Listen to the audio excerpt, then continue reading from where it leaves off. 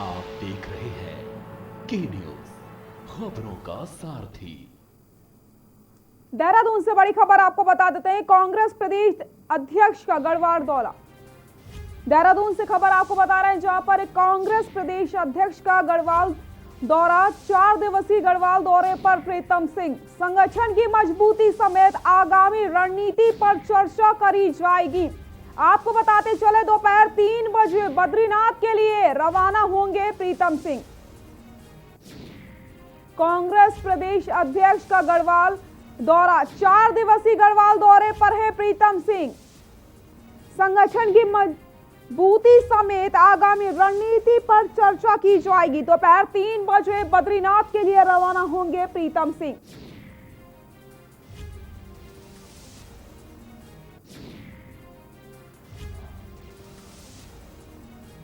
चार दिवसीय गढ़वाल दौरे पर प्रीतम सिंह। संगठन की मजबूती समेत आगामी रणनीति पर चर्चा करी जाएगी।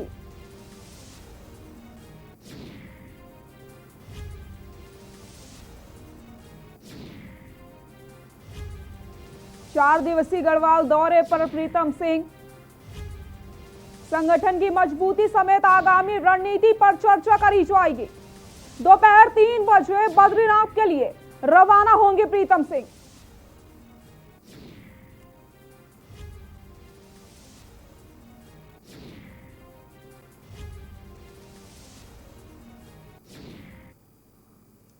देहरादून से बड़ी खबर आपको बता देते हैं। केजरीवाल की राह पर हरीश रावत। देहरादून से खबर बता रहे हैं, केजरीवाल की राह पर हरीश रावत।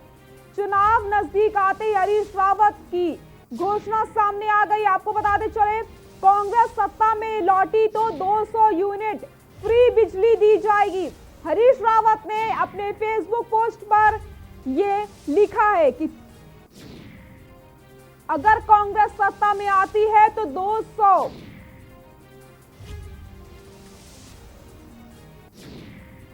यूनिट बिजली फ्री में दी जाएगी। कांग्रेस सत्ता में लौटती है तो 200 यूनिट बिजली फ्री में मिलेगी।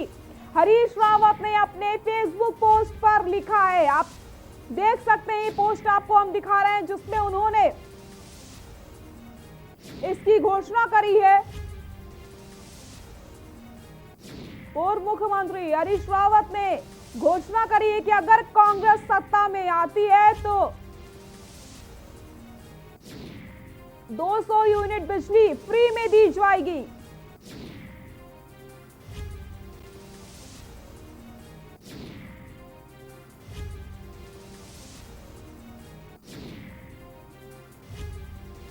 तो वहीं 25 लीटर पीने का पानी भी निःशुल्क उपलब्ध करवाया जाएगा।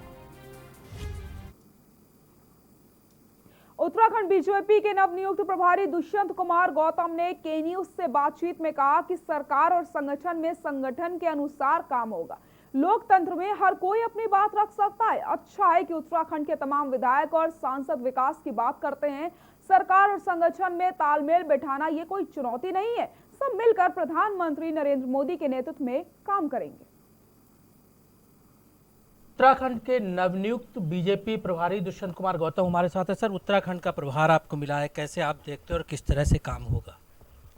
देखिएगा, एक पार्टी के कार्यकर्ता के नाते हमको हमारी कार्यशैली के अंदर एक सोच और विचार है, राष्ट्रीयवाद और मानवतावाद। उसको देखते हुए हम काम करते हैं, इसलिए हमारे लिए कोई चुनौती नहीं होता।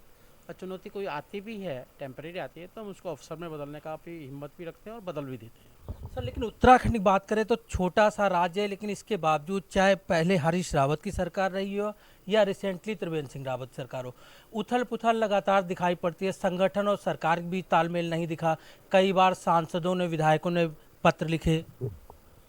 ये एक संगठनात्मक और लोकतांत्रिक प्रक्रिया है। अपने विचार रखना हर व्यक्ति का हक है, अपनी बात को रखना चाहिए, लेकिन अंततः संगठन जो निर्णय करता है वही मान्य होता है। और हमें अच्छा लगता है कि हमारे यहाँ स्वस्थ लोकतंत्र है और लोग अपनी बात को रखते हैं।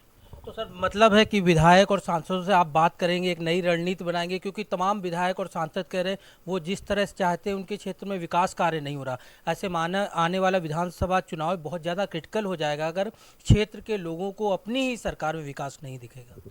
ये अच्छी बात है कि हमारे सांसद और विधायक सब विकास चाहते हैं और नरेंद्र मोदी जी भी विकास चाहते हैं। सोच पॉजिटिव है, उसको दिशा देने वाली बात है। सर एक और चीज़, बिहार में जिस तरह से देखने को मिला, खासतौर पर आरजेडी और कांग्रेस के बीच जो तू में हुई, क्या लगता है इसका फायदा उत्तराखंड में भी मिलेगा? क्योंकि उत्तराखंड में कांग्रेस मुख्य विपक्ष में, ऐसे में कांग्रेस और कमजोर होगी। देखिएगा, आज की तारीख पे पूरे देश में, हिंदुस्तान में नरेंद्र मोदी जी को 85% लोग पसंद करते हैं। दलित हो, पिछड़ा हो, गरीब हो और ख़ासकर महिलाएं। जो हमने महिलाओं को सम्मान देने की काम किया है, उनको शौचालय दिए हैं, गैस दिए, बेचारों को चूल्हा फूकते फूकते वो बेचारी बीमार हो जाया करती थी, उनको जीवन बीमा दिया है, उनको लाडली योजना दी है हमने, है महिला बचाओ, महिला पढ़ाओ, ये सारे विषय जो हैं आज मुझे लगता है कि उत्तराखंड के अंदर भी आज जो हम विकास लेके जा रहे हैं, जो जनता को हम जोड़ रहे हैं, मोदी जी के प्रति लोगों की आस्था और विश्वास बना है ना, इसका हमें लाभ पूरा उत्तराखंड में पुनः मिलेगा। तो ये थे दुष्यंत कुमार गौतम। साफ तौर पे एक लंबा राजनीतिक अनुभव रहा, इसका फायदा उत्तराखंड को होगा ही, और सरकार और संगठन में जो असमंजस दिखाई देता है, उम्मीद है जल्द दूर कर लिया जाएगा। कैमरामैन दीपक शर्मा के साथ अमित दुबे, के न्यूज, दिल्ली। उत्तरकाशी जिले की गंगा एवं यमुना घाटी के केंद्र बिंदु पर स्थित बौक टिब्बा पर लाखों श्रद्धालुओं की आस्था का केंद्र बौक नागराजा का पौराणिक व ऐतिहासिक मेला इस बार 26 नवंबर को आयोजित होगा। मेले से पहले बौक धाम के नवनिर्मित मंदिर की प्राण प्रतिष्ठा एवं यज्ञ हवन पूजन अर्चना होगा। हवन यज्ञ एवं मेले के भव्य आयोजन को लेकर के मंदिर समिति तैयारियों में जुटी हुई है। टिहरी जिले के सेम नागराजा एवं उत्तरकाशी जिले के बौक नागराजा का मेला काफी प्रसिद्ध है। यहाँ के लोग सेम नागराजा और बौक नागराजा का मेला बारी बारी से हर वर्ष मनाते आ रहे हैं। हर वर्ष बौक टिब्बा में बौक नागराजा का मेला होना है। इस वर्ष का मेला श्रद्धालुओं के लिए विशेष आकर्षक होगा, क्योंकि इस बार क्षेत्रीय जनता के सहयोग से बौक धाम में पुराने मंदिर का जीर्णोद्धार करके नए भव्य एवं आकर्षक मंदिर का निर्माण किया गया है। बौक नागराजा के वजीर संजय डिमरी ने बताया कि 23 नवंबर से बौक धाम में 3 दिन तक नवनिर्मित मंदिर की प्राण प्रतिष्ठा एवं यज्ञ और हवन पूजन कार्यक्रम होगा, जिसमें नागराजा के शक्तियों का आवाहन होगा। इन 4 दिनों तक बौक धाम में विशाल भंडारे का आयोजन किया जाएगा।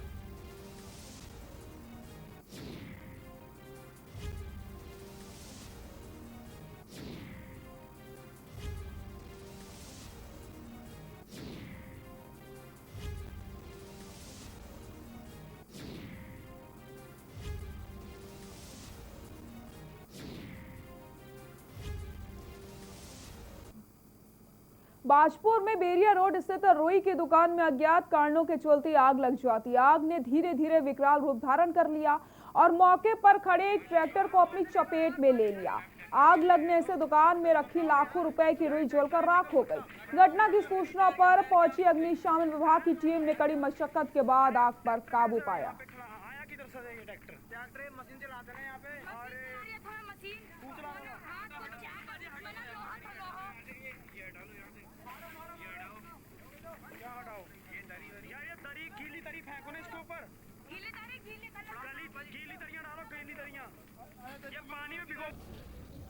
ये सूचना मिली कि बेरिया रोड पे जो है कोई रुई की में आग लगी है, तो फायर ब्रिगेड को सूचना मिली। फायर ब्रिगेड तुरंत मौके पे पहुंची और आग पर काबू पा लिया गया। बाकी अब जांच करके उसका जो भी नुकसान हुआ है तो जांच के बाद बताया जाए। उत्तराखंड हाईकोर्ट ने गवाह सुरक्षा पॉलिसी को अभी तक प्रभावी रूप से लागू नहीं कराए जाने के खिलाफ दायर जनहित याचिका पर सुनवाई करते हुए राज्य सरकार से 3 सप्ताह के अंदर जवाब पेश करने को कहा। मामले की सुनवाई कार्यवाहक मुख्य न्यायाधीश रवि कुमार मलिमत व न्यायमूर्ति रविंद्र मैठाणी की खंडपीठ में हुई है। आपको बताते चले कि हरिद्वार निवासी रूहानी ने जनहित याचिका दायर कर कहा था कि प्रदेश अभी तक गवाह सुरक्षा पॉलिसी नहीं बनाई है, जिसके कारण कई गवाहों को कई समस्याओं का सामना करना पड़ता है। याचिकाकर्ता का कहना था कि प्रदेश के हर जिले में गवाह सुरक्षा समितियां बनाई जाएं और हर जिले में एक महिला थाने की स्थापना की जाए, जिसमें पीड़ित महिलाएं और गवाह अपनी शिकायत दर्ज करवा सके।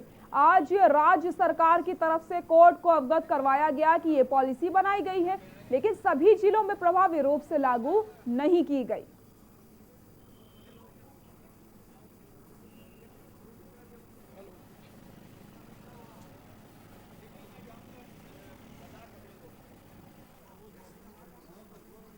आज माननीय उच्च न्यायालय उत्तराखंड नैनीताल में याचिका संख्या 174 ऑफ 2019 17 नंबर पर लगी थी।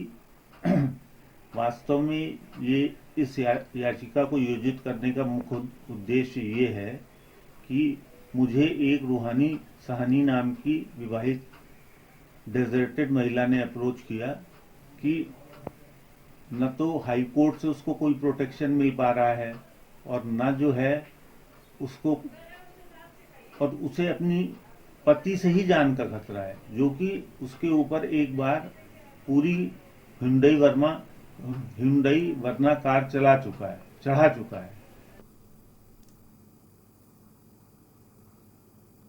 खबर नैनीताल से, जहां पर जिला प्रशासन की अभिनव पहल से स्थापित नैनी झील में यूएनडीपी सहायतित परियोजना artificial intelligence based real time lake monitoring system का संचालन सिंचाई विभाग नैनीताल को हस्तांतरित किया गया है। अब लेक मॉनिटरिंग सिस्टम का संचालन सिंचाई विभाग द्वारा किया जाएगा।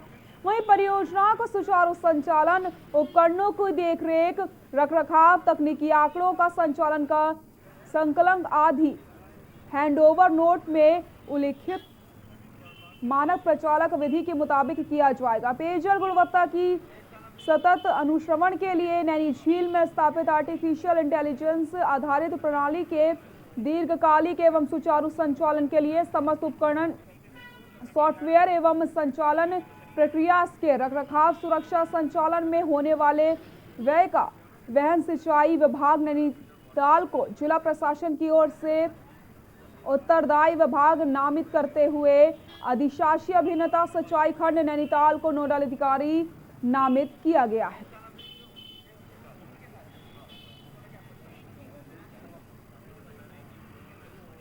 जो हमारा सॉफ्टवेयर लगा है, आज की डेट में हमने इसको इरिगेशन डिपार्टमेंट को हैंड ओवर कर दिया गया है। इरिगेशन डिपार्टमेंट इसमें एक जिला प्रशासन की तरफ से इनको इसके रिसोर्सेज दिए जा रहे हैं। एक जो डेटा ऑपरेटर है वो दिया जा रहा है। इसमें जो भी इसमें खर्चा आएगा इसकी मेंटेनेंस में उसकी जिला प्रशासन बियर करेगा। इसमें जो एलईडी स्क्रीन पे जो इसकी क्वालिटीज़ आएंगी इसमें देखा जाएगा पैरामीटर की जो है डेटा ऊपर तो नहीं जा रही, इसकी जो कमियाँ हैं इसमें उसको कमी करने को दूर करने के लिए से ठीक किया जाएगा इसे। राज्य के चर्चित रेप के आरोपी भाजपा विधायक महेश नेगी प्रकरण में आईजी रेंज कार्यालय में बड़ा हस्तक्षेप करते हुए दोनों मुकदमे की विवेचना पौड़ी महिला थाना ट्रांसफर कर दी गई। आपको बताते चले कि पीड़िता के विरुद्ध पूर्व में दर्ज ब्लैकमेलिंग मुकदमे में दाखिल चार्जशीट में भी वापस आने के आदेश हुए, जिसको लेकर के कांग्रेस प्रदेश उपाध्यक्ष सूर्यकांत धस्माना ने सरकार और प्रशासन पर आरोप लगाते हुए कहा कि सरकार मामले को दबाने की पूरी तरीके से कोशिश कर रही है। वहीं जवाब में भाजपा प्रदेश उपाध्यक्ष देवेंद्र भसीन का कहना है कि कांग्रेस की पहचान बन गई है हर बात पर विरोध करना।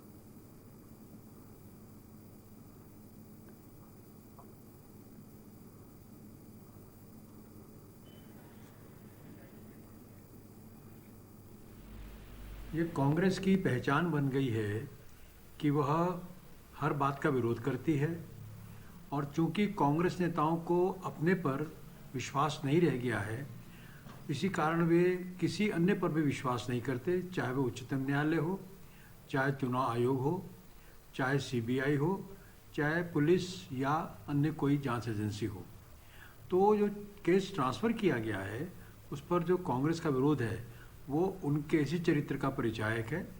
लेकिन जहाँ तक कानून का सवाल है और राज्य सरकार का सवाल है, तो कानून निष्पक्ष तरीके से जांच कर रहा है। साफ साफ दीवार पे लिखा हुआ है, और वो लिखा हुआ यह है कि राज्य की सरकार अपने विधायक को बचाने के लिए हर प्रपंच कर रही है। लगातार महिला की कंप्लेंट पर जब सुनवाई नहीं हुई उसकी बात पुलिस ने सुनी नहीं, उल्टा उसके ऊपर दबाव बनाया, कंप्लेंट वापस लेने का दबाव बनाया, तरह तरह के दबाव बनाए, धमकी दी पुलिस ने, गिरफ्तारी की धमकी दी, उसके खिलाफ कार्रवाई की धमकी दी।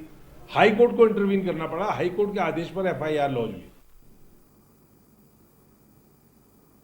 खबर देहरादून से, जहां पर मुख्य निर्वाचन अधिकारी ने विधानसभा निर्वाचन नामावली के पुनरीक्षण कार्यक्रम की हुई घोषणा की है। आपको बताते चले, राज्य निर्वाचन अधिकारी सौजन्या ने तारीखें जारी कर दी हैं। आपको बताते चले 16 नवंबर से 15 दिसंबर तक मतदाता अपने दावे या आपत्तियां जमा कर सकते हैं। साथ ही साथ उन्होंने कहा कि 15 दिसंबर 2020 से 5 जनवरी 2021 तक के दावों की आपत्तियां पर सुनवाई होगी, जिसको लेकर के प्रदेश भर में 11,024 बूथ निर्धारित किए गए, जिसमें के नए मतदाता अपने बीएलओ के माध्यम से मतदाता सूची में अपना नाम पंजीकृत करा सकते हैं। साथ ही साथ निर्वाचन अधिकारी ने जानकारी देते हुए कहा कि राज्य में लिंगानुपात में भी सुधार हुआ है।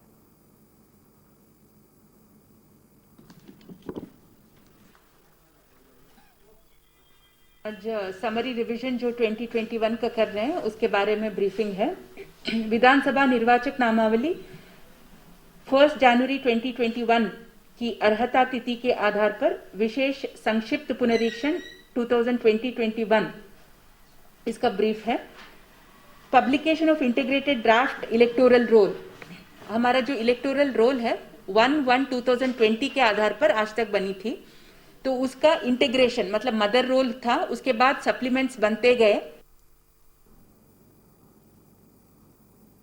कांग्रेस प्रदेश अध्यक्ष प्रीतम सिंह द्वारा किए जा रहे 4 दिवसीय दौरे पर उपाध्यक्ष सूर्यकांत धस्माना का कहना है कि जनता की प्रतिक्रिया हमको बहुत अच्छी मिल रही है। उनका कहना है कि जनता के अंदर गुस्सा है सरकार को लेकर के, जो वादा खिलाफी सरकार ने जनता के साथ की, उससे कहीं ना कहीं जनता में रोष है जो हमें देखने को मिल रहा है। धस्माना ने बताया कि हमें अपने धरने में देखने को मिल रहा है कि लोग कांग्रेस की तरफ बहुत उम्मीदें देख रहे हैं, बड़ी संख्या में युवा और महिलाएं आगे आ रहे हैं।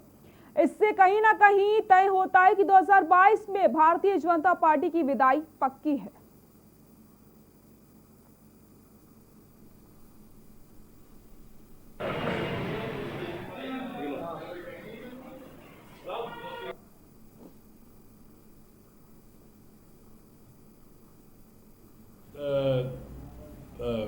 पूरे प्रदेश के अंदर जनता में जो जबरदस्त आक्रोश है प्रदेश सरकार की नाकामियों के खिलाफ, प्रदेश सरकार ने जो वादा खिलाफी जनता के साथ की है, नौजवानों के साथ, किसानों के साथ, महिलाओं के साथ, पूरे राज्य के पर्वतीय इलाके हों चाहे तराई के इलाके हों, किसानों के साथ, उनके खिलाफ जो आक्रोश है वो सड़कों पर नजर आने लगा है।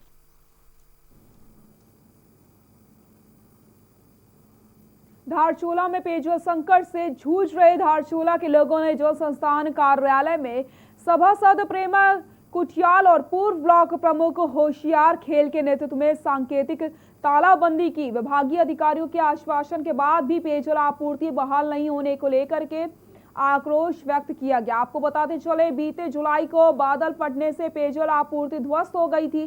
5 महीने बीत जाने के बाद भी हालत जस की तस है।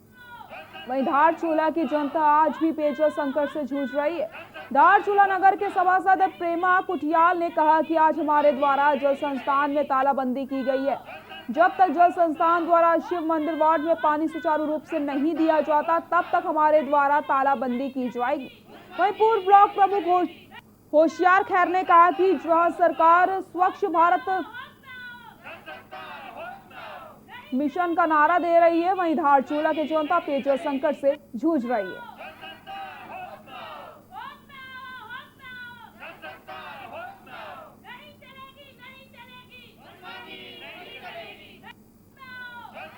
पिछले 6 महीने से शिव मंदिर वार्ड के कुटी खेड़ा में बिल्कुल पानी से परेशान लोग, महिलाएं आज जल संस्थान का तालाबंदी कर रहे हैं सांकेतिक रूप से। और पिछले 6 महीने से आज महिलाएं इतनी पीड़ित हो चुकी है कि अपने बच्चों को छोड़कर आज खाना बनाना है, कपड़े धोने, सारे चीज छोड़कर आज यहाँ तालाबंदी कर रहे हैं। 6 महीने से शिव मंदिर वार्ड की जनता जल संस्थान में लगातार प्रत्येक महीने लगातार अपना दुख दर्द लेके जल संस्थान के ऑफिस में आती है। लेकिन दुख की बड़ी बात है कि ये जल संस्थान वाले न शिव मंदिर वार्ड के दुख दर्द को सुन पा रहे हैं और न उनकी समस्या का समाधान करने की वो कोशिश कर रहे हैं। आज हम पूरे शिव मंदिर वार्ड की जनता को लेकर हम जल संस्थान में तालाबंदी करा हुआ है और आगे भी हम करते रहेंगे। और मैं चाहूंगी कि जल संस्थान में जो भी अधिकारी लापरवाही कर रहा है उनको वो संज्ञान में लेते हुए शिव मंदिर वार्ड को पानी की व्यवस्था।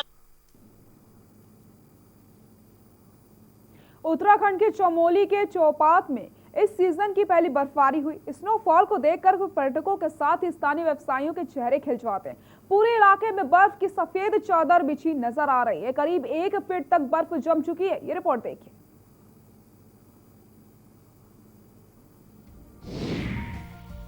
खूबसूरत दिख रहा मिनी स्विट्जरलैंड। चमोली के चौपात में पहली बर्फबारी के बाद बिछी सफेद चादर। चौपात हिल स्टेशन है दुनिया भर में मशहूर। अपनी खूबसूरती के लिए प्रसिद्ध है चौपात।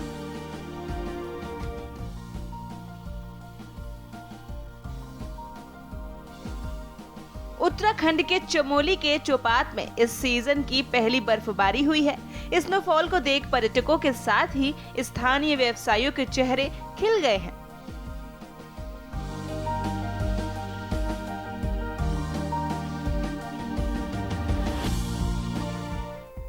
पूरे इलाके में बर्फ की सफेद चादर बिछती नजर आ रही है।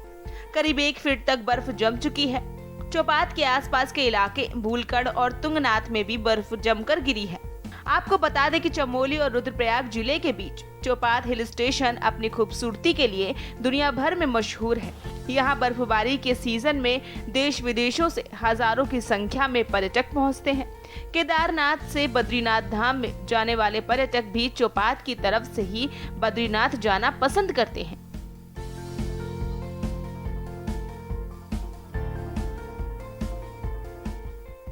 चमोली जिले के मंडल क्षेत्र से रुद्रप्रयाग जिले के ऊखीमठ तक ये पूरा इलाका 40 किलोमीटर जंगल का क्षेत्र है। ये पूरा क्षेत्र केदारनाथ सेंचुरी वाइल्ड लाइफ के अंतर्गत आता है।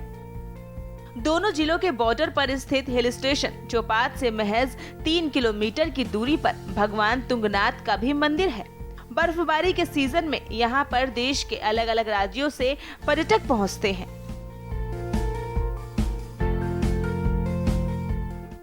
बता दें कि रुद्रप्रयाग जिले का चौपता मिनी स्विट्जरलैंड से जाना जाता है और यहाँ नवंबर से फरवरी माह तक बर्फबारी का सिलसिला लगा रहता है, जिस कारण देश विदेश से पर्यटक यहाँ पहुँचते हैं। खास तौर पर नए साल का जश्न मनाने के लिए पर्यटक यहाँ आते हैं। जिले में प्रसिद्ध तीर्थ स्थलों के साथ ही पर्यटक स्थल भी है, जहाँ पर्यटकों एवं तीर्थ यात्रियों का साल भर आना जाना लगा रहता है। मिनी स्विट्जरलैंड चौपता में भी साल भर पर्यटक आते हैं।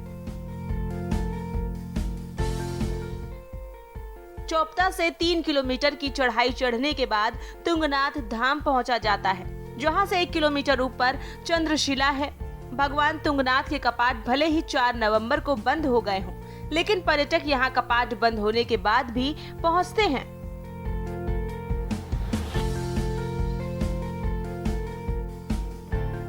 बुग्यालों में जमी बर्फ में पर्यटक भरपूर आनंद लेते हैं।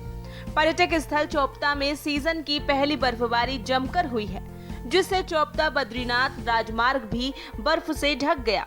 हालांकि राष्ट्रीय राजमार्ग खंड विभाग की मशीनों ने राजमार्ग को खोल दिया है। बर्फबारी के बाद क्षेत्र में ठंड भी बढ़ गई है। अब पर्यटक भी चौपता का दीदार करने के लिए भारी संख्या में पहुंच रहे हैं। चौपता के अलावा तुंगनाथ धाम में भी भारी बर्फ गिरी है। रुद्रप्रयाग से के न्यूज के लिए रोहित डिमरी की रिपोर्ट।